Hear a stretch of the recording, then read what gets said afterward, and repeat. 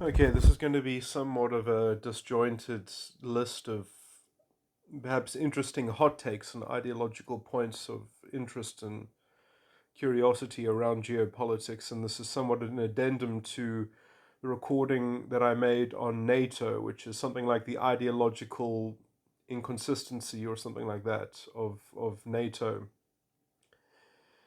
And so extending from that recording, from the positions held in that recording, that essentially the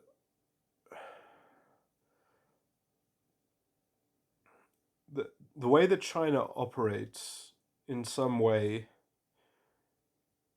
it's very delicate, but it's possible perhaps not in the short term, not in the medium term, but over a long, if the West or the forces of liberal democracy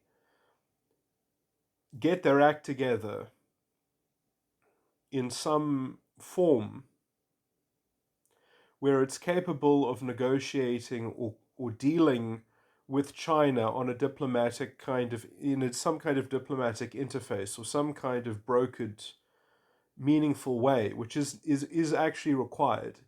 Liberal democracies do need to polish up their institutions. They do need to update their alliance structure, and I'm not talking about the military boots on the ground. I'm talking about, in some sense, the soft power, because all of this military posturing around Taiwan and things like that, which, the problem is that the ideology of the West, so called, although liberal democracy at least is a laudable container of good things and progress and a better position to be in, it's obviously being ideologically challenged from within the West itself, from identity politics, which is very clearly illiberal, and I would argue that it is the same ideology of the ruling party of China and the Russian political system. It's the same kind of in-group identity politics is exactly the same formula of political worldview, where you scapegoat onto outgroups and you have a narrative and which allows you to do a kind of horse trading with generalizations and with you can easily divert pressure onto the grand narrative. You can compel people to band together in some kind of collective effort because the enemies of the outgroup, so there's a kind of, based on that principle of demanded cohesion and conformity to the ideological line of the in group, you can have unaccountable leadership, and you get elites that can operate as plutocrats and oligarchs, without any kind of democratic check or any kind of meaningful democratic check, because the democratic checks are completely incepted into virtue signaling and diversions, essentially. And so I think identity politics is similar to what Russia and China operate from, but obviously they're much stronger in terms of Russia and China because they're based on, well, in China they're kind of based on ethnicity as well, but essentially they're based on a kind of national identity. Largely speaking, the Chinese identity is essentially not, technically speaking, is truly not even. China's ethnicity is actually a bit diverse, but the mythology of the Chinese ethnic, the uniform identity of a kind of ethnic Chinese citizen. I mean, in some sense, there are actually, within China, there are population groups which are not considered ethnically Chinese. But anyway, just going somewhat polishing over those or rounding up those details. Um, the in some senses, it's very hard for us to critique the ideology of China with the moral relativism of identity politics, because in some sense, as long as people can claim to be an ethnicity, then all political thinking and all political calculation and political economy and how polities are structured, you're not supposed to look at that from a Western perspective. You're not allowed to criticize it. You have to give it a wide berth, which is in some sense, tolerating intolerance, which, sort of makes democracy devour itself into a destabilized, and it loses all of its values and principles and integrity, which is what's happening to the West. So the West, to even have something operating, so like NATO, what NATO does in some sense, or in the modern context, is I've argued that it's a counterbalance to Russia and China, because it was there essentially more for Russia in terms of the Cold War, but this is the new situation in some sense. But it doesn't really mean anything if the West itself doesn't even stand for liberal democracy and freedoms and civil liberties and things like that. So, the West itself is in an ideological problem that it has to kind of dig itself out of. And I do think that ideological problem is, in some sense, the ideological version of China and Russia, which in some sense might even be being employed in the West because it is so useful to elites. It's so useful to people who run the show, because if you can just virtue signal and you can do whatever else you care to do, then you can. It's much easier to run a plutocracy. So I do think that this kind of politics that the West is in the process of going through, that's such a headache, is essentially is the same kind of oligarchy that's modeled by Russia and China, and it has the same kind of identity consciousness that Russia and China use in order to regulate their own internal politics. And so we really have to make the ideological battle about the internal politics of China. We have to say something like, we don't like how China runs its internal politics, and we're going to treat it as a dangerous agent for that reason, because they've even already done this. They blame all their problems on outsiders, on foreigners. They say the Americans invented coronavirus. That conspiracy theory actually has legs in China. I mean, it's gearing into overt 1984. I think they've already gone 1984, and they don't want people to teach English in China anymore, because they don't want people to be susceptible to any alternative ideological perspective.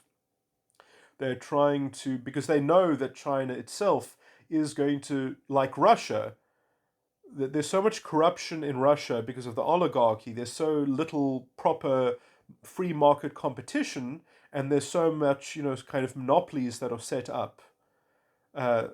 Like state-run monopolies. Like there's only one company that provides this kind of service, and so they can charge you an exorbitant amount, and then you don't have proper growth in the economy, and some oligarch is making a lot of money from that.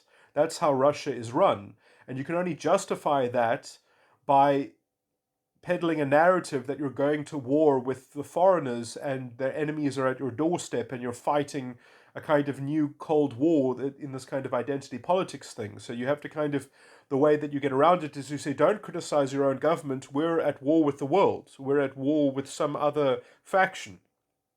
So you divert internal integrity and the lack and deficiency in internal structure, you divert that into a morality play around outsiders. Okay, so China has already played this card, and China is politically got a deficit here, and in some sense it didn't matter for a long time, but China's growth is, I think, going to start to come under a lot of pressure, because at some level the thing that stops you from having proper innovation and development is having a well-oiled legal framework and legal system that has real integrity, where you can have sophisticated contracts and you can go to court on the basis of those contracts, and you can have contractual obligations enforced. Whereas in China, contracts mean very little. If the government wants something, they'll come in and take it. They'll break their own contract.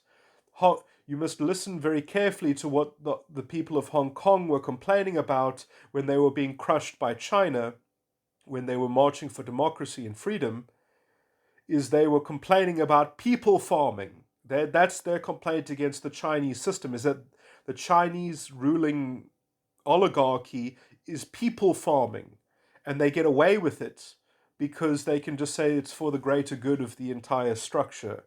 It's for good. It's good for the collective, so they're allowed to do people farming, and they can break their contracts and they can do all these things. Now that looks like maybe a blip on the radar, but that, especially as you start becoming a more middle income country, a more advanced country, that lack of integrity starts to mean that you actually end up with a system that becomes like an unproperly developed dinosaur that isn't adapted to its environment and is going to become extinct. It's going to become weaker, and Russia and China are going to have this weakness, and the only way that they can defer that um, defer that internal contradiction into the future is to create a giant ideological diversion. And so that's what we see happening, is we see the ramping up of a real 1984 type political propaganda campaign. And, it's very scary because this is like, they're turning into North Korea. China is going full North Korea. Or maybe you can say that it's going back there. And that's going to be interesting, because they are going to be falling into a lower speed.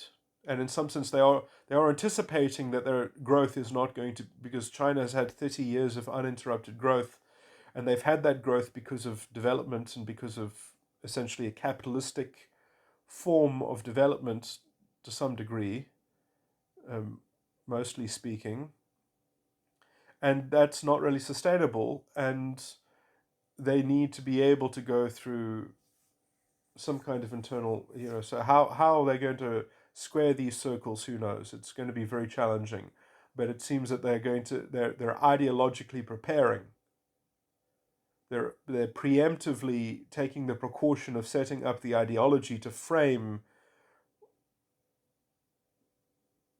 the languishing, or the, in some sense, because in liberal democracies you don't really have to worry if there's a bust cycle too much.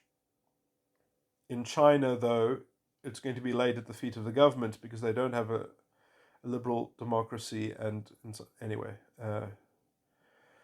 so China's internal politics is going to get more taxing. It's going to get more expensive. And in some sense, that expense is going to be seen by some people that are going to complain about it. And these people need to be shut up preemptively. And that's what's going to happen in China. And in some sense, those people that are going to be shut up, they're removing celebrities from their society now. They're saying, oh my word, I'm so bad at remembering names. This is so embarrassing. Jack, I can't remember his surname. Jack, the guy who made Alibaba. He's being suppressed or locked up, or he's, we don't want to hear from you anymore. They don't want any counterpoints. They don't want any voices in society other than the authorized message, other than the authorized pre-scripted narrative. They're setting themselves up to not allow any criticism, to not allow any alternative vision or idea be entertained by the public imagination. In some sense, they are really going full thought control. Now, this is very dangerous, because this is ideologically dangerous, because such a society like North Korea can start doing very unreasonable and illogical things, and China has a lot of scope and a lot of power in which it could act irresponsibly. But in some sense, they have always taken pains to be a rational, real political actor in geopolitics. So, and they've always been relatively conservative. So we can't criticize China too much. They've played by the rules in terms of geopolitics, and even in terms of international rule, they've played by the rules. So there is scope to have a proper negotiated, proper interface in terms of diplomacy with China, and this can't be this can't be done yet because the West or liberal democracies haven't got their act together. Western style liberal democracies have not sharpened up their institutions because they've got this internal ideological schism happening in the West. This lack of confidence in liberal democracy and basic uh, um, or fundamental commitment to liberal ideals and values. And in some sense, that's because, in some of this strange identity politics stuff, there are poison pills there, and we don't yet have the sophistication to kind of take those out of our political consciousness, because in some sense those poison pills have always existed within the political consciousness because they've been used by corrupt politicians. They've been used to hoodwink the public. They've been used to create moral, sanctimonious, you create the war on drugs, you create the war on this, the war on homelessness, because you're not expected to win the war, but you can always continue to wage the war, and then you don't have to be responsible for the actual consequences of your policy so much as that you are engaged in some kind of just never-ending war. And so, you end up with a very kind of corrupt, non-pragmatic politics that doesn't do anything, but it kind of gets to morally grandstand, and it gets to sort of get itself a kind of subscription base of people who only vote because of moral things, instead of somewhat trying to find some way to limit to this growing, because I think that this is a kind of corruption. But anyway, um, anyway, that's a little bit of a tangent, which I don't want to focus on too much here. So the West needs to create new institutions of international cooperation and alignment and agreement, I would think, that are ideologically committed to certain kinds of things that clear up a lot of this stuff, and that they can perhaps be more integrated with one another as well in terms of trade and things like that. And as a bloc, then they can perhaps try to equal the might of China, because the might of China, although they are mighty in a military sense, the might of China is soft power, it's not hard power, and people are forgetting this.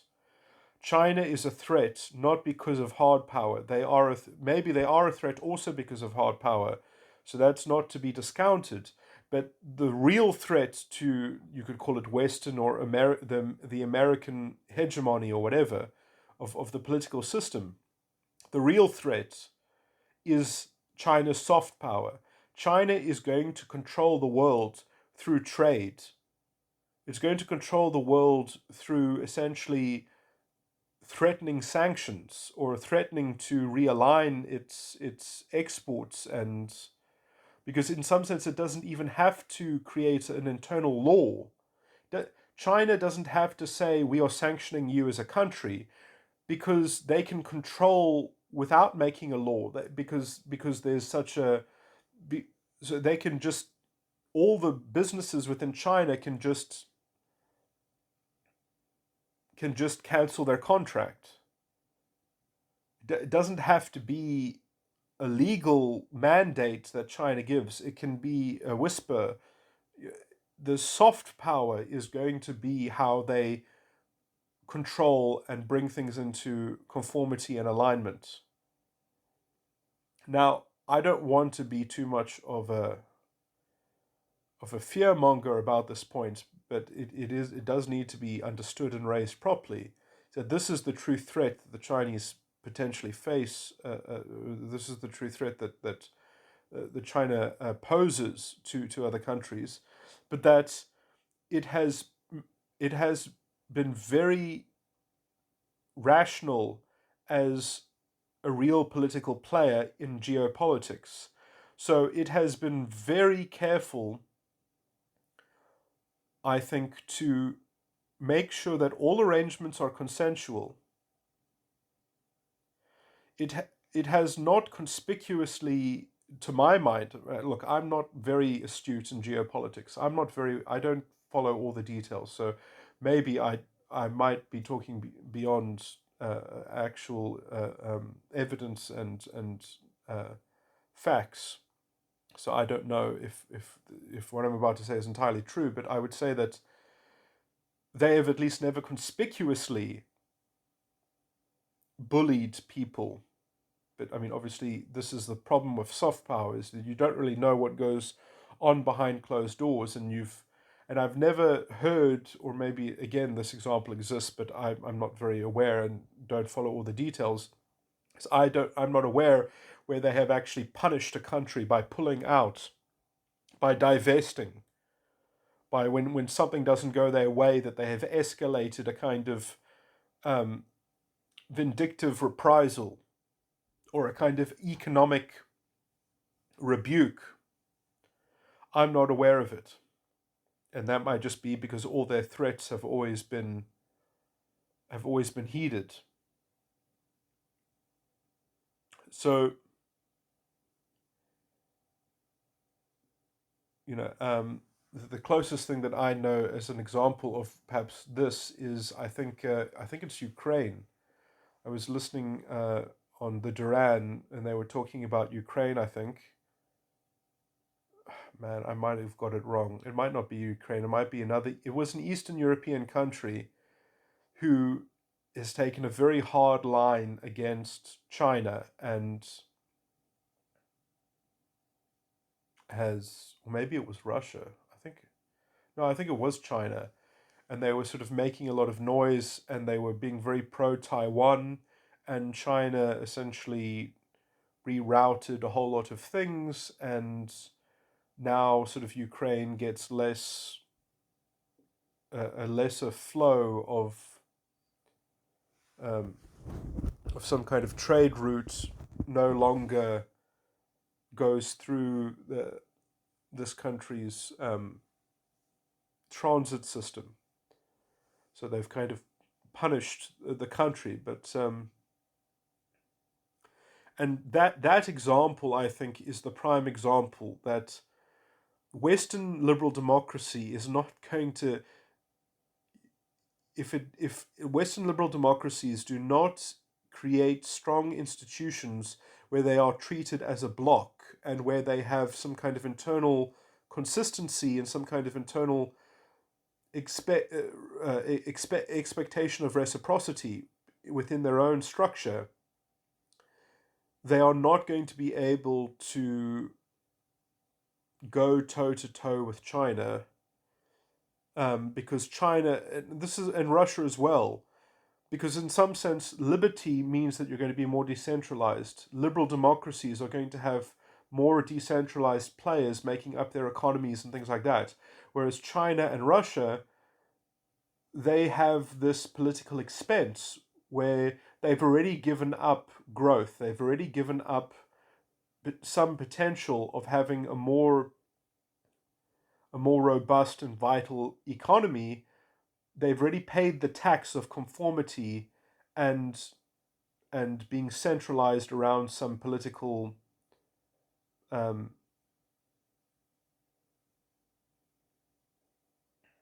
decision making. So they're already plugged into some kind of, let me just call it like an element of like a command economy, and they can use that rigidity essentially to create a watchdog, or create a essentially, if China, because it's internally regimented in this sense, can punish a country like Ukraine or something like that, they can actually use their soft power as a cudgel. And so if liberal democracies don't create some kind of structure or rule-based system that can have the same kinds of rigidity, the same kinds of resilience to external ideological foes, then you're going to be tolerant of intolerance until you are become so insignificant. And China and Russia already are big players. So if you can just imagine, China is one corporation and Russia is one corporation. That one corporation is probably bigger than anything else in the world.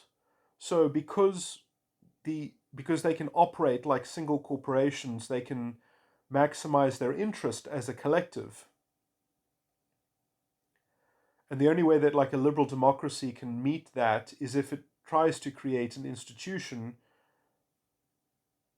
where many things can plug into it, but that it has some kind of internal rule system or some kind of internal consistency that makes it resilient to having no part of it bullied by the single external corporation. Now, I would rather not treat China like a single external corporation, but in some sense, this is their political ideological structure, and if the West doesn't sort of wake up to that and tackle that and all the sophistication that it needs to be, if they only treat it like a military problem, and in some sense, the actual ideological problem with them is, in some sense, not how they've treated foreign countries so much, because they've played by the rules in treating foreign countries. So if you want to push back against that, you have to create a private grouping, you have to create a private cooperative, an alliance system, a new kind of NATO that has a different kind of interface with China and Russia, that has a different kind of negotiating table against them. And in some sense, that can only happen if there's a kind of internal consistency, which also, I think, requires some ideological revamping and some institutional upgrades, because the West itself is quite decadent. The West itself is quite corrupt in a lot of its institutions, in that it already has elements of China and Russia in it. And so, if in terms of it has oligarchical kind of control and stuff like that. Okay, so that's my general reading of it.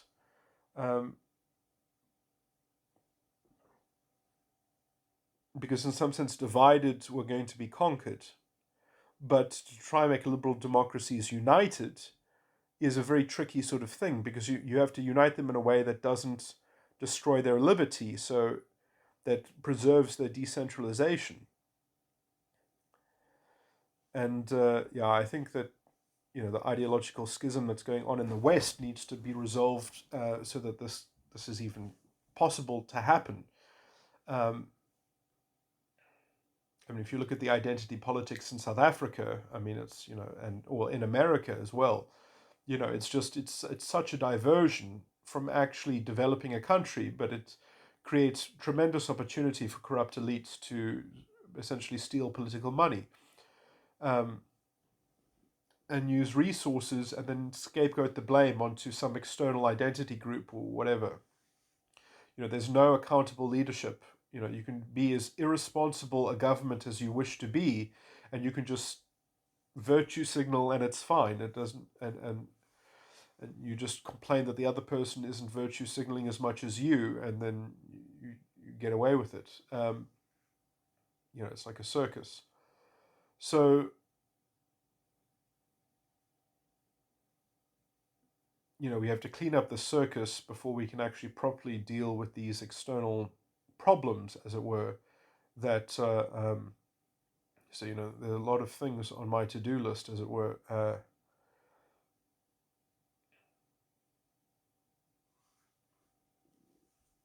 But there isn't enough ideological sophistication in the West at the moment, because it's like it's either you're a racist,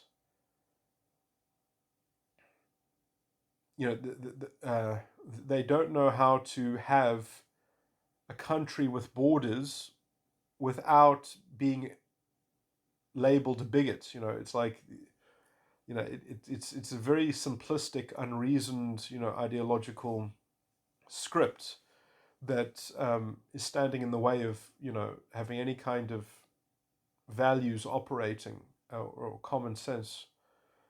Anyway,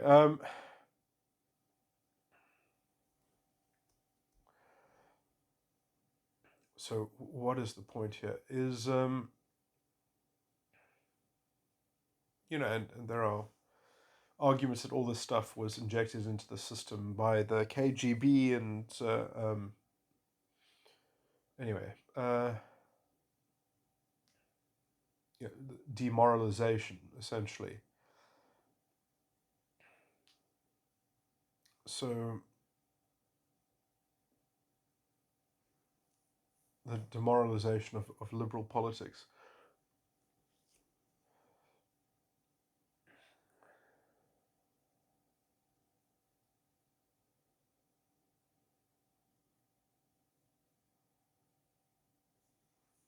Essentially because, someone wants to make enough of a disruption to usher in some kind of communist revolution or some kind of socialist revolution.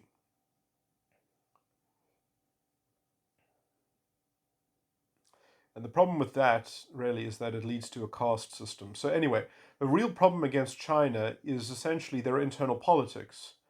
And obviously you have to be respectful when you do this to some degree, but you have to say, look, China, your internal politics is toxic. It's undignified. It's a crime against humanity. And we're not happy with it, but it's also your own internal affair, and we're not happy with it, but it's not really our business, as it were, in terms of international law.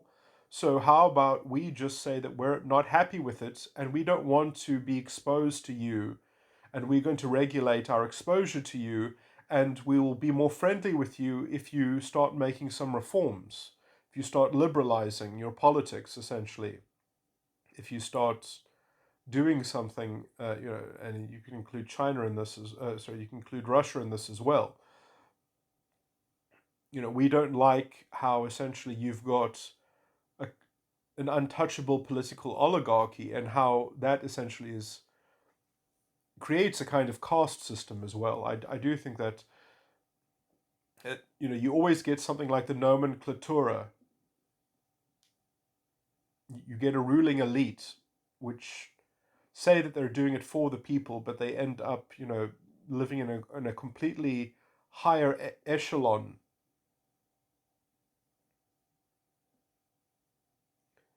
And they usually have to justify it to themselves somehow, and it's usually not pretty. So anyway,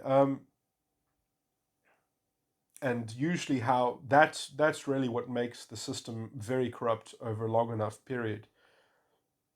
At least when you have a liberal democracy and you have a free market and things like that, you get a rate of turnover of the people at the top, and that keeps it honest.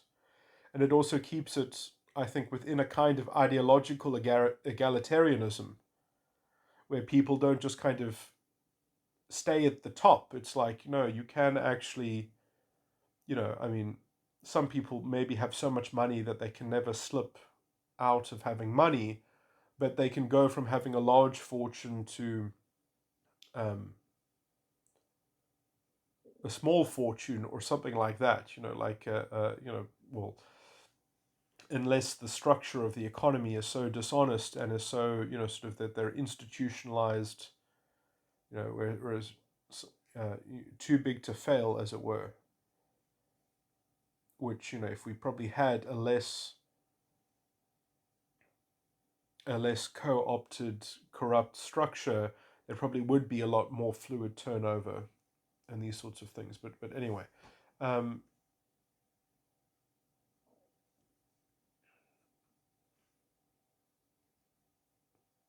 there's dark money in politics. The military industrial complex. Although I would argue that there is probably always going to be something.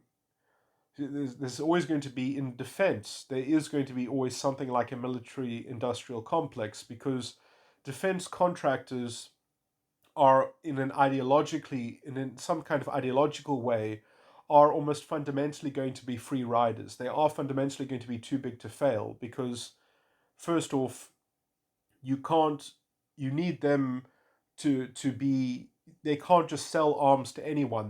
They have to be owned by the state, or that they're not allowed to sell their armaments to anyone. That has to be politically, so they have to kind of, it's strange because it's a mix between private industry and politics, and that mix is so, I don't see how you get out of that. You're going to have military contractors which are going to be semi-private, semi-publicly managed or directed, and so that is going to lead to some kind of capture. But you would expect that you want the politics to capture the private business, but you need the private business to also be run at a very high level, because otherwise you're going to be outmatched in terms of having substandard arms or suboptimal military technology anyway. So there is going to be something like a military industrial complex, but then you'd have to have a strong enough political structure that's managed responsibly, and that's always problematic because especially if you have countries that have changing governments in democracies, you're going to have old politicians who are no longer in power anymore, who know military secrets, or who at some point politics has to, because you want politics to be directing the military side of it. Well, and this leads it to the murky issue of having a deep state. Well, you need to have people whose jobs it is to make sure that someone isn't, because I mean, then the way to infiltrate someone's military secrets or military capability would be to get a political person into a political party and get them onto the right committee, or get them, into the executive maybe, and then get them to look around the administration, because the politics controls the military, and that means that you could get political agents to infiltrate and to collect things and to divulge, and especially if there's a turnover of political parties. In a liberal democracy, you have somebody new wins the election. Now you've got a new political master of the military that's directing the military. So, you need some barriers, and you need political people to control the military, but not perhaps to have access to the details, or the plans, the specifications.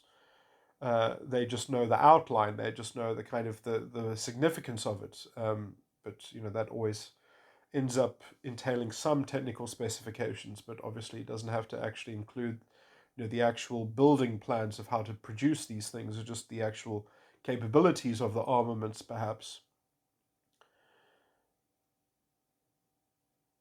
But essentially, this also is why you perhaps need a deep state, or you need essentially a state apparatus that is essentially non-partisan. That's not a political animal. That's just there to be the night watchman, essentially, to make sure that everything is on the square, that everything is on the up and up, that everything is sort of, so technical experts, and then those people need to have their credentials vetted so that they're not foreign agents, or they're not agents of some cabal or some, and this is always problematic, because the age-old question, who watches the watchers? And so all of this is a bit murky, and so maybe actually the best way to fix it is that it should run on cycles, and after every 30-year cycle there should be a complete a change of the guard, or something like that. There should be a complete refurbishment of personnel, or something like that, perhaps. I don't know. That might not be the most intelligent way, but essentially these things might be worth going through with a fine-tooth comb, to making sure that there is actually some kind of schematic, some kind of human resource tree, which you can imagine that there is proper integrity and political oversight, and that there isn't a dark cupboard or corridor through which there is actually a secret controlling, deep state apparatus, or military-industrial complex where you have private money interests that are controlling political decisions. You want the control to be from politics to the military, not the reverse.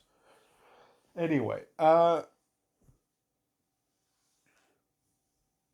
there's, but you don't even have to look at the military to look at how some of the liberal things in democracies have become corrupt. It's mainly the corruption is just big business, not even military industrial complex, just big business industries colluding with regulators and legislators and sort of rent-seeking behavior and stuff like that.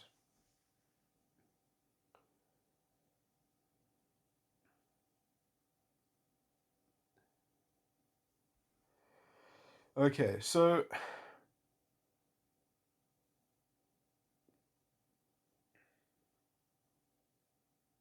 and in some sense, if you and I imagine that it might not be possible to really make it impossible for there to be something like a military industrial complex. I've already conceded that you do actually have to take some corporations, the state has to take some corporations under its wing, because state contractors for military armaments can't be general businesses, because they can't operate in a free market, because then they would be selling the armaments to your enemies. They have to be beholden to the state and the political interests of the state. So if you have that, then perhaps the only way to do it cleanly is at some point you have to kind of replace the managerial class.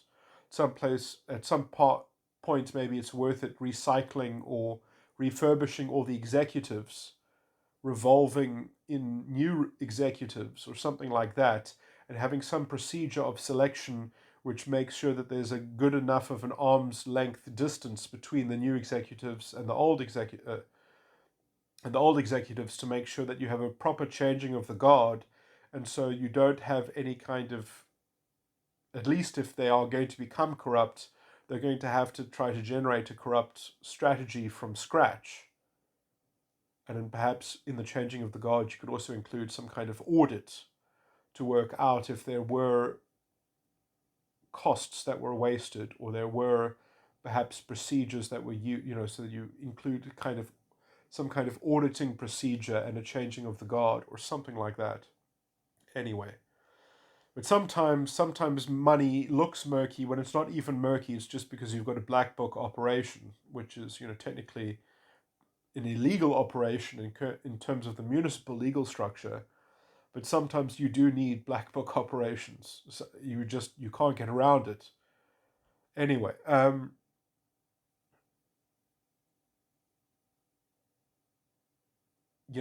sort of, this is not an example of a black book operation, but you know, in terms of levels of secrecy and things like that. But no, I was going to try and make an example, but I can't make an example because it's not a black book operation, so it doesn't count. But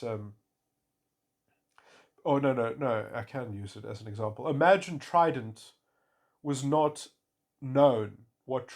Imagine people didn't know what the British nuclear submarine program Trident was. Imagine if that was not a well-known fact. Imagine if it was instead a black book operation so that no one knew about it. Imagine Trident wasn't the well-known Trident system. Imagine it was a black book operation instead, so no one knew about it. Now, Trident probably operates better as not being a black book operation because it's a deterrent, and deterrents don't function unless people know about them. So, you wouldn't want Trident to be a black book operation.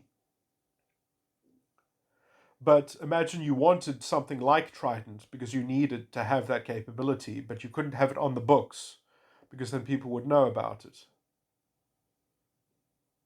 So you wanted to operate it as but technically, the only reason to have it as a black book operation is because your municipal structure, the political overseer, you want to actually divorce it. You want to keep it in the deep state. You don't want the political overseer to even have knowledge about it, or maybe they will have a secret. I mean, this is also what the Vice President of America is supposedly constitutionally tasked with doing, is why the Vice President of America doesn't have any official role, is because they are supposed to essentially administer these things. Because if the Vice President knows something, then the President has plausible deniability as well. So that therefore the Vice President can, in some sense, be in charge of all the black book operations. So perhaps, and that they're not on the books, but they are, in some sense, they are constitutionally included, although it's perhaps a black book operation. Anyway,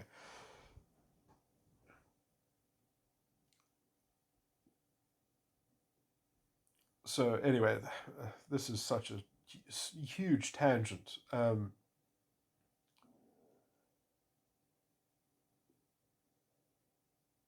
But this is perhaps one of the fringe cases of, the complexities of having an internal consistency within a liberal democracy. The problem is that this kind of fringe case has been expanded into big business. It has been expanded into just the common functions of politics, and it's been disguised by a deluge of ideological, sort of craziness, of moral grandstanding around identity politics and virtue signaling and all this kind of stuff, which is just such a huge distraction of, actual policy choices and policy options and regulation. Anyway,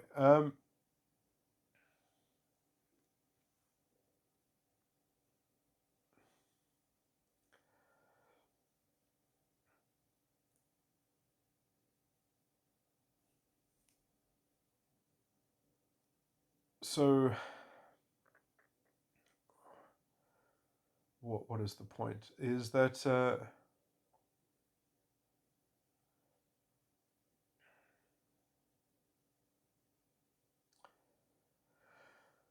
I mean, I think the biggest problem in the West is mostly the legal systems and the judiciaries and the actual, in some sense, the lack of proper rights and in some sense enforcement, or how those rights are guaranteed in a very sort of flimsy way, that they've all been distorted quite heavily by this, toxic ideological poison, um,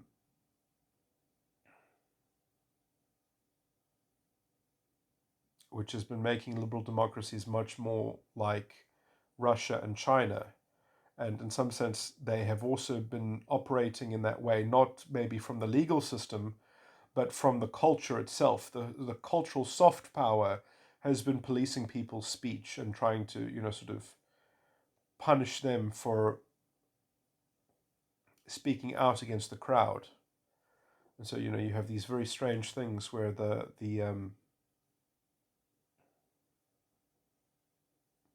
groupthink, how vicious the groupthink is, and Nicki Minaj commented on how, when she was asking questions about the vaccine and how she was put down so vehemently just by asking common, simple questions, basic questions that are worth asking.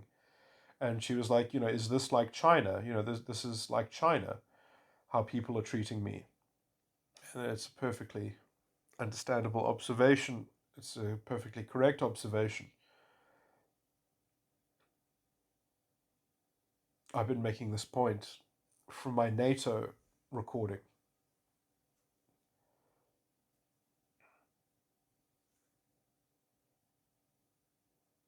Uh,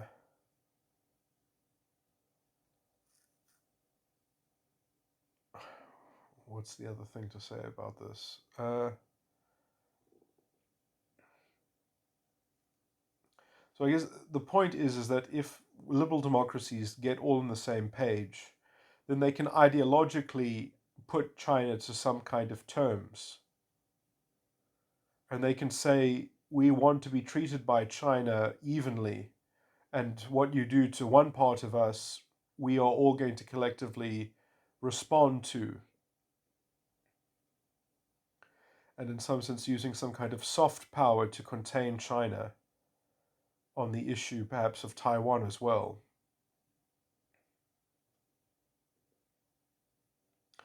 Otherwise, divided, we, I think, are just going to eventually fall into the soft power of the Chinese and individually be have our values and in some sense, I mean, this is the weird thing in some sense, because the real problem with China is how they're treating their own people on the mainland, and in some sense how they are inflicting this kind of ideological mind control and propaganda is really the 1984 quality, that essentially China, the hope always was is that China would liberalize, but now that they are kind of going back to their roots, or going back to the North Korean mono-authoritarianism, monoculture, and thought police, uh,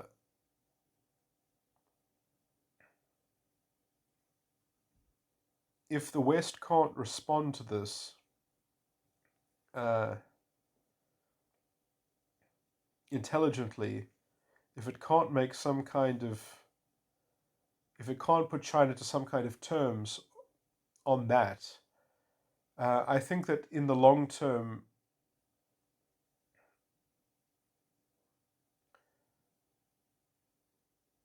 in the long term, the cost, the financial cost of China's political internal repression is going to become externalized. They are going to, an authoritarian government is always going to externalize its costs.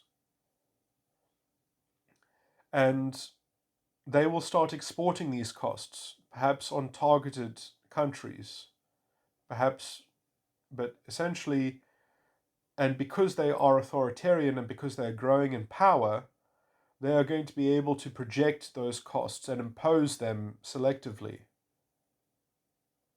And this is the problem, is that can it ever clean up after itself? Can it ever actually get itself?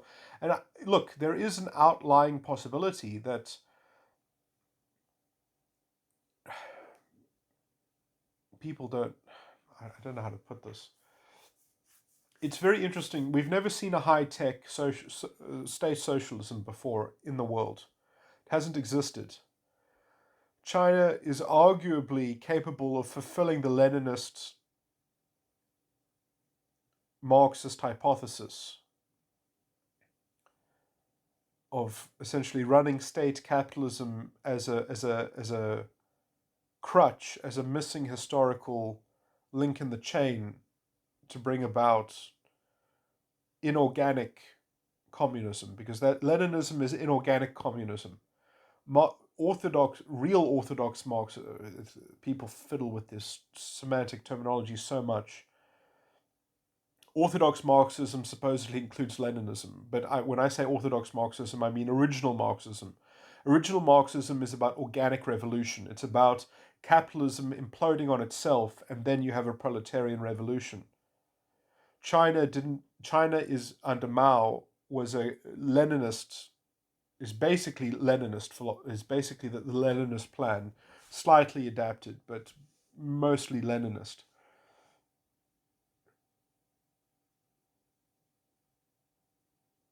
And yeah, it's, and you know, the Soviet Union knew that they were losing against America, and the reason why they knew that they were losing is because they were growing, but they weren't growing as fast as America was. I think America was growing at sort of north of 2.5% or north of 3%.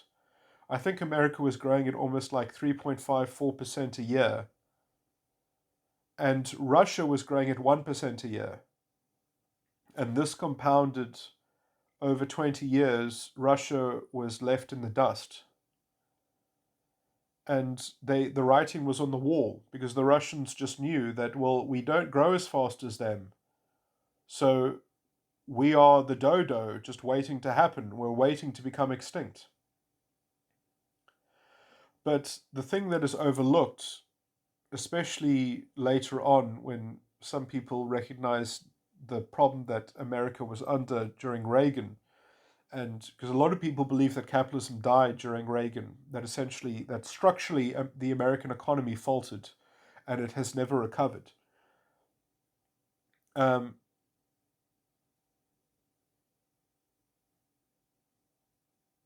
and essentially, this was also a possibility that the Russians knew about. That, would America be able to grow ad infinitum forever? Because essentially, the Russian economy was still growing. You see, this is overlooked.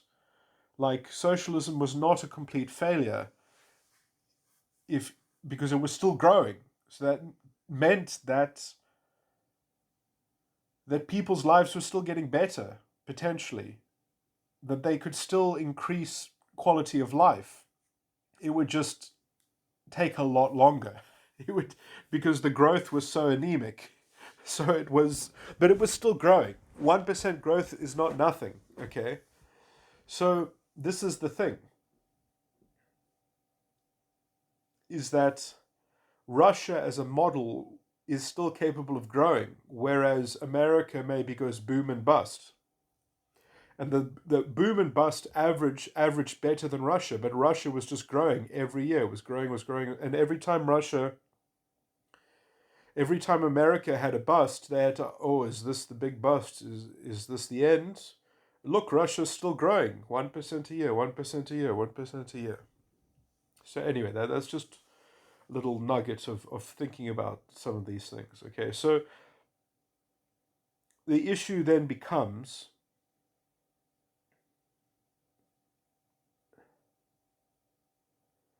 if China goes socialist now, can they do better than 1%? With all modern technology, can they do better than 1%? And as long as they can, and they're starting at a better position because of their capitalism phase, maybe they can evolve such a high quality of life that they can evolve themselves into the Star Trek utopia, and they might as well liberalize because they have so much comfort, so it doesn't matter. So if they run it so well, and they, in material terms, create so much prosperity and comfort, that maybe it doesn't matter. Maybe they can politically relax their authoritarianism and their thought control because it becomes a non-issue. Maybe. This is a big maybe. The question is as though, can they fight the ideological, the proclivity between creating a caste system, a de facto caste system, which I would argue already exists in some form and already exhausts as some form of oligarchy. That when you have these rich, powerful, or relatively rich, or let's just say politically powerful, maybe not even rich, but politically powerful controlling figures in the state, how do they see the rest of the country? How do they see the other people in the state? Do they regard themselves as equals, as, and the egalitarianism in liberal democratic politics is completely missing. And so, when you get issues of custodianship, the Leninist idea of the vanguard, revolutionary vanguard, I think these things are fundamentally corrupting ideological positions to hold. And the Nazis, I am convinced, I've heard of these things and I believe that they're not made up. I'm convinced that the SS in the Nazi totalitarian regime, if they had won the war, if they had taken over the world, they would have culled their own population at some point. Because why have a whole nation when it's only the SS are the true believers. Only the SS really understand the whole worldview and the whole ideology. So I think that there's a natural proclivity within control systems, within command systems, that you end up creating a de facto caste system, and that caste system eventually sees the rest of the population as being ancillary, as being, why is it there? It's extra that isn't needed. They're just taking up space, because already the whole thing is structured like an insect hive, and the royalty and the queen of the hive at the center is the important part, and everything else is just then a worker drone, is just a cog in a machine. And if you upgrade the technology so now you don't need that worker drone, well then you don't need the people, the extra people.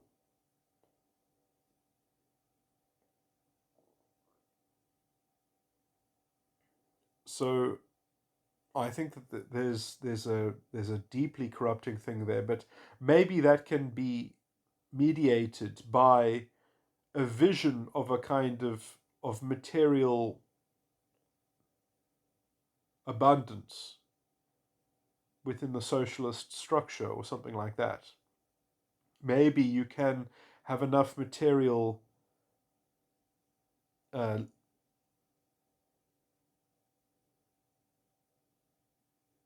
comfort that liberalism becomes the natural next thing to provide to your population, that you liberalize freedom of thinking and philosophy or whatever, and then maybe some kinds of philosophical spiritualism or contemplation of certain things, and that leads to giving people the freedom to experiment with some kind of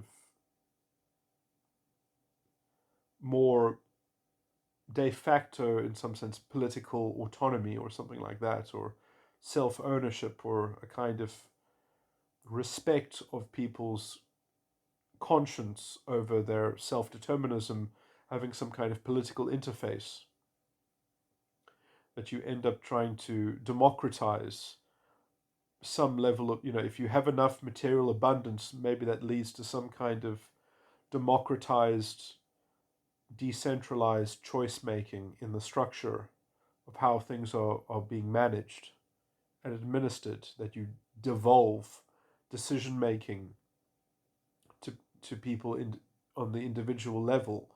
Like, in some sense, the market has this capability already, except that it also has the, let's say, the fear of scarcity. It also includes the potential of deprivation, which then, is why we like to expect that there should be charities or governmental assistance to have certain guarantees against the extremes of deprivation, but also to, um, and obviously this can become a perverse incentivizing thing. So you have to do it responsibly enough that you're saving people, but you're not essentially blunting the importance of responsibility, and um, you're not undermining the development of a kind of conscience that includes kind of important philosophical ideas like accountability and self-determinism. And this is kind of the philosophical problem of the ages, is that, well, if you expect a lot, and you feel entitled to certain things, then the state kind of gets a correlating ability to somewhat legislate your morality, or somewhat demand a kind of morality from you. And in as much as that we don't want our politics, or we don't want our state or our government to tell us what morality we should have, then we should also be independent of it. And that is a kind of perennial tension that is that you can find measures and means to recalibrate that equation, or at least to seemingly work that formula in a way that isn't dangerous, but you have to be very intelligent in how you do it. You have to be very methodical and structured in how you structure those things. And this is where most legal frameworks and constitutional orders kind of fall down. I do think that the South African structure has basically got it right. It's just not being used in any way like it was intended in its design. It's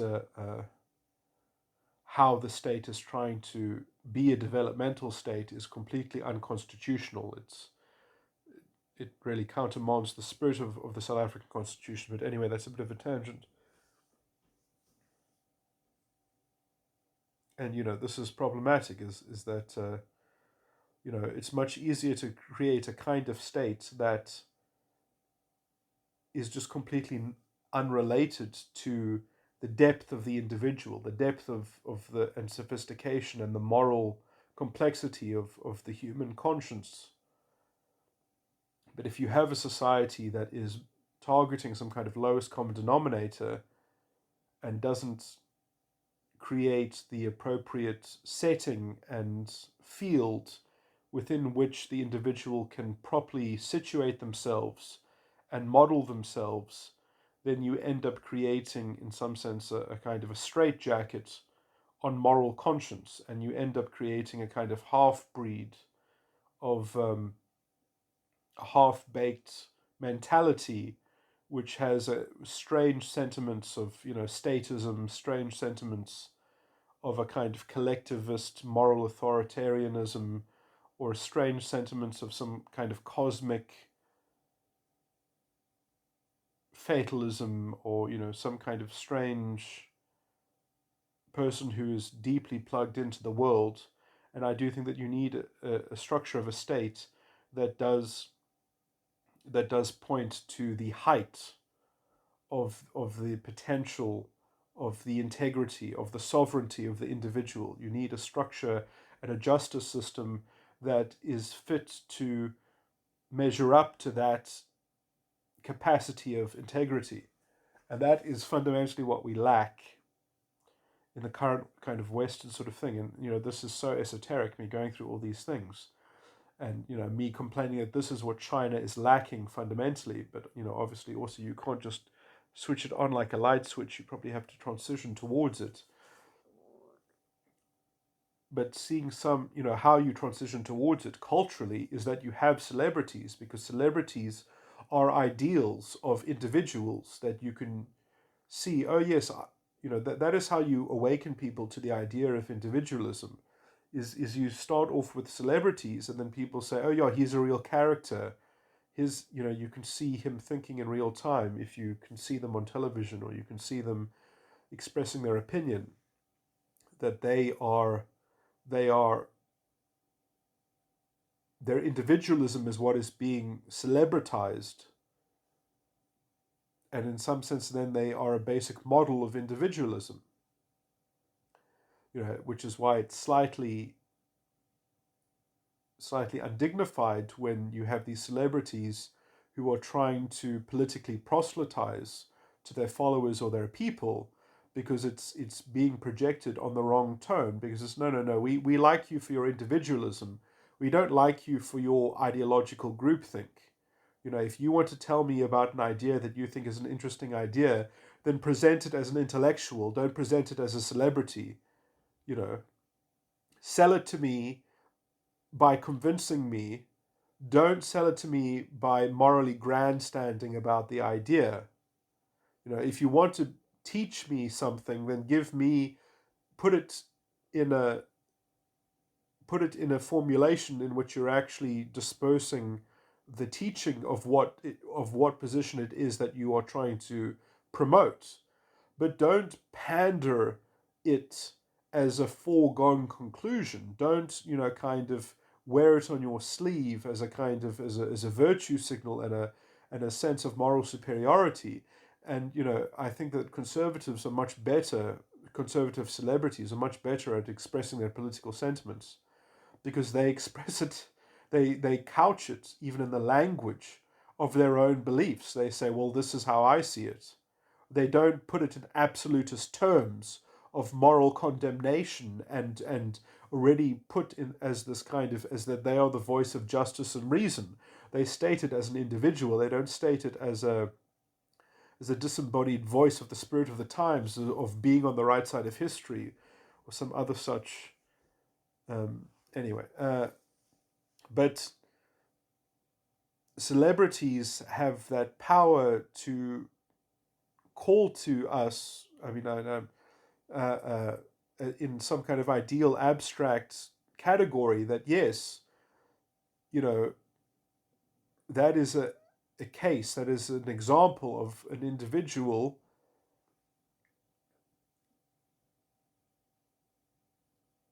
navigating their life, navigating the world based on their own internal preferences. In some sense, they are a model of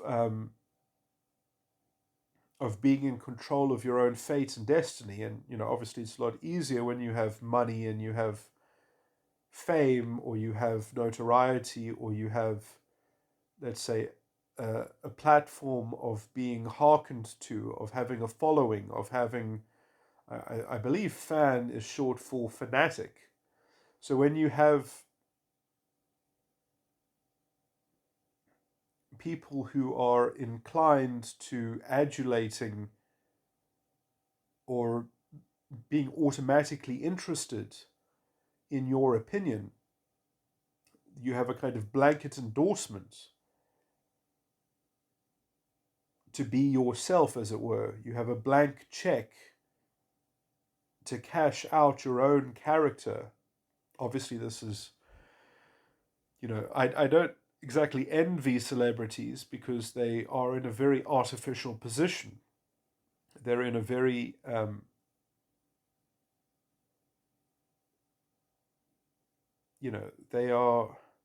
they are like mutants in society. They are rare. Uh,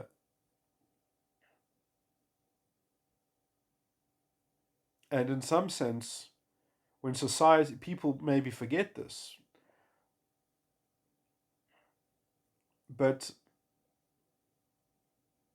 in the 90s, the consciousness was very different, I think. I think the middle class was idealized. I think that I would feel sorry for a celebrity that they weren't middle class, because if you were in the middle class, that is what culture was geared towards pandering to and being accessible to. That things that were aspirational because they were advertised as aspirational, and they were advertised targeting the middle class. And so that was the target demographic of culture to a large extent in cultural production. And in some sense, celebrities were just a commodity that was being sold to that market.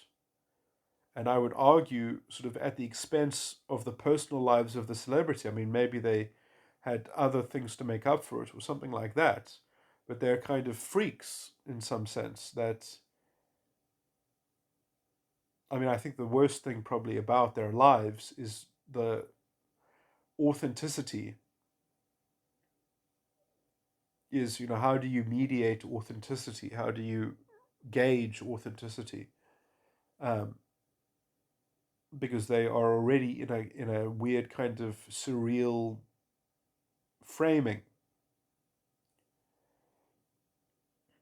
and you could almost feel sorry for them that they couldn't properly participate in authentic relations, which in some sense existed for the middle class, or at least in the cultural framing of these things. When you watched a movie, it was usually about an ordinary person from the middle class, or some level of middle class interact. It would be the everyman. Maybe you can't generalize movies like this. I mean, there are also obviously movies about very rich people and about celebrities even, um, or about very powerful people, or the top people in politics or in the military, or uh,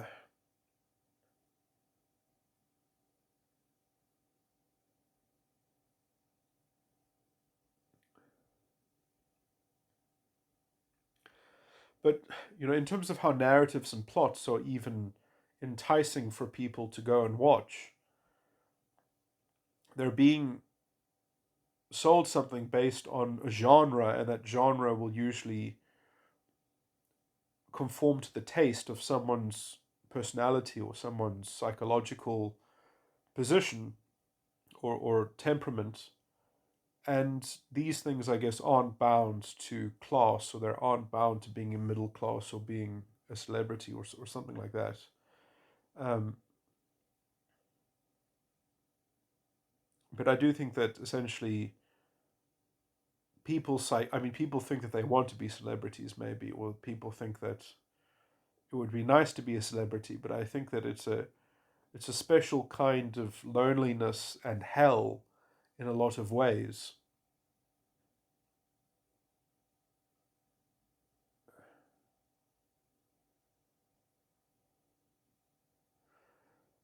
And you can mitigate that and you can work around that. But in some sense, I think that there are a lot more closed doors to you, or doors that can never be opened.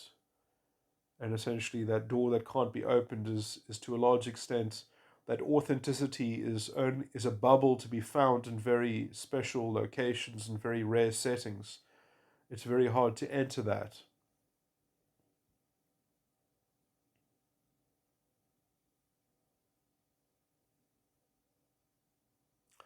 Anyway, this is a stupid tangent, but anyway, my point is not the actual experience of being a celebrity. My point is what the celebrity symbolizes to the people consuming that motif, or that cultural symbol. And in some sense, it's a cultural star. A celebrity is like a star that is guiding the ideal of how you map out the world. And eventually, people, I think, grow out of celebrities, hopefully, because they embody those ideals, sort of they're ingredients of being of role model, which then you eventually incorporate and develop within your own being, perhaps. And in some sense, they are perfect. It's one way of having,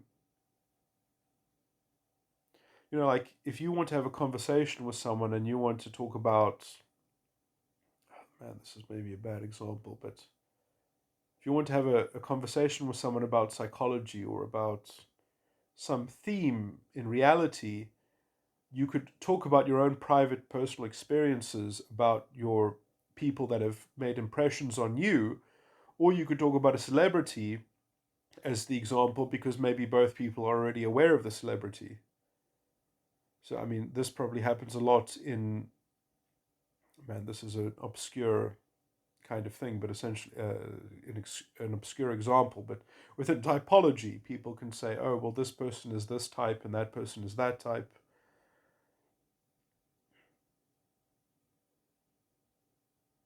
The celebrity is a common point of reference, so it can be used as a kind of shorthand. Uh, in some sense, perhaps you can see them as drivers of things that are in the news, or drivers of things that are fashionable or common or important to talk about, or at least have become, they create buzz, perhaps, or they create a fashion, perhaps. Anyway, I'm not talking very deeply about this topic at all, but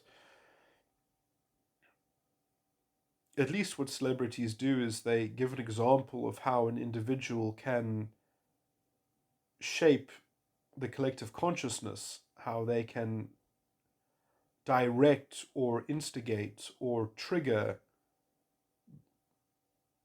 focus and attention. And so celebrities being able to focus attention on things, their power to make things in view, to put things into a prominent position of view, to, in some sense, to craft pertinence, collective pertinence, or collective to bring into consciousness, directly bring things into consciousness by them pointing at something that then attention follows their gesture. That amount of control, in some sense, is not directly connected to being a political, sorry, an intellectual elite, but it is an example of an individual having an impact on society as a whole, on creating a huge ripple, on being able to instigate a large scale reaction. And so I do think that, we used to have intellectual celebrities. We used to have Marshall McLuhan and, oh, it's so embarrassing, I forgot his name. The other guy, the guy who used to debate with Marshall McLuhan. Oh my word, that's so embarrassing that I forgot his name. He was a famous author. He talked about, they called him the prophet of hip hop, I think.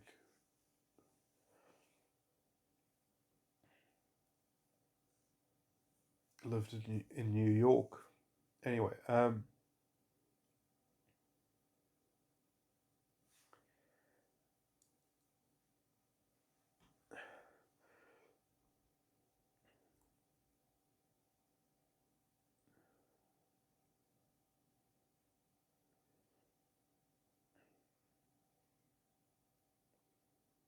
public intellectuals.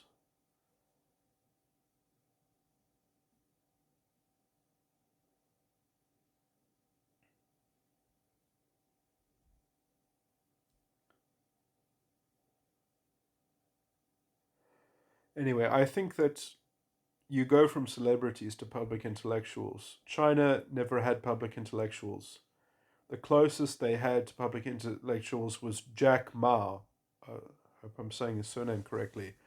The guy who made Alibaba. He used to talk a lot, give his opinion on certain topics, even political topics. That's exactly what they were trying to counter. They didn't want those people being luminaries and ushering in a whole swath of middle class minded individuals with individual political understandings and opinions. And that exists within China. And it'll be interesting to see if it can continue in. It's existed as an underground for a long time. It'll be interesting to see if it continues to exist as an underground or if it can be culturally stamped out and extinguished.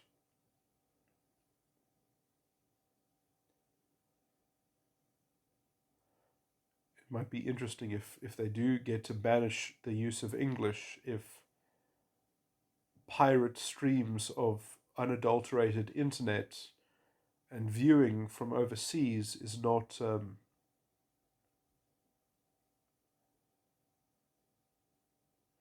anyway, I guess what I'm saying is that sort of, let's say, properly mature people maybe follow intellectuals as celebrities to some degree, but when you're growing up, that category of influencer, in some sense, or thought leader, is just any old celebrity.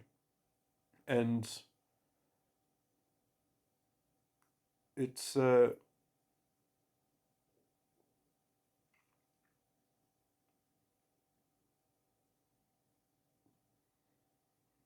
anyway, that's, I think, the utility of celebrity culture. is that it's by itself it's certainly quite a strange thing, but I think that it can be reworked, or it's meant to develop in people's minds, that they're meant to grow through it, or they're meant to grow it into, adapt it into a more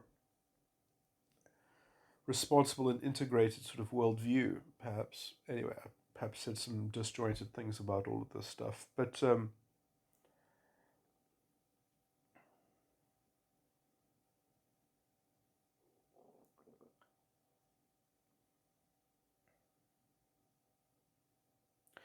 a lot of the thing that I say about authenticity, I'm sure that maybe, I think some celebrities are hounded by that. Other celebrities, they don't even think that they live any kind of inauthentic life. They're completely oblivious to the inauthenticity that they are engaged in, because it's just that's always been their experience, or something like that. Is just part of sort of navigating the drama that has always been a part of their existence.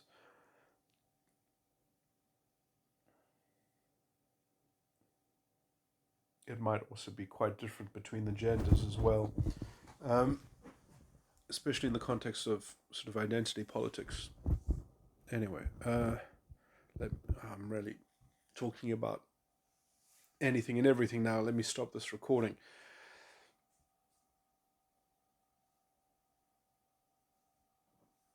Complaining about China, end up talking about celebrities, but it is somewhat relevant to China in terms of how they've basically outlawed celebrities now.